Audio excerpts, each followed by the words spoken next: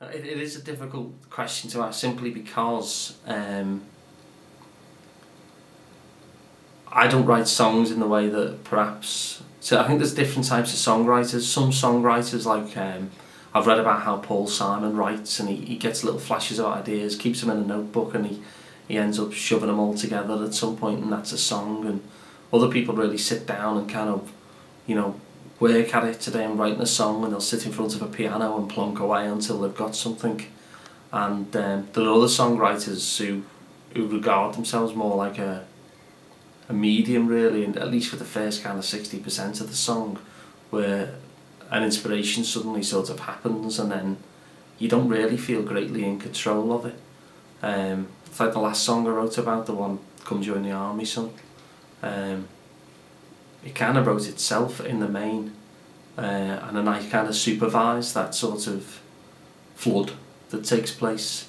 I kind of supervise it to make sure that it's kind of not rough around the edges, and it's crafted, and it's in the right order, and it's being told the right way, and there's no kind of lazy words in there and stuff like that. But the kind of bulk of it, the initial driving force of it, is very much a process that you'd almost feel, as I say, out of control of, that it sort of happens through you.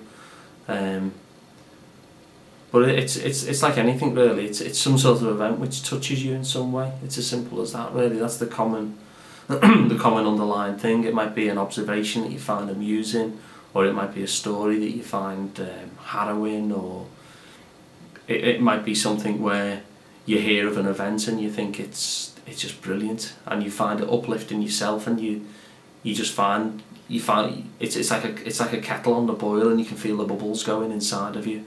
And you know that this is going to be something that you're going to end up writing about. But writing about it for the initial engine of the process isn't the right word, because you don't really write. It just comes out of you, which probably isn't very helpful to people. But that's kind of the process initially. You get like a rhythm in your head, you get a feel, you get a vibe, a sense of the song, a sense of the feeling that it gives you, really. Which is why sad songs sound a bit sad, and feisty songs sound a bit, you know, stamp your feet.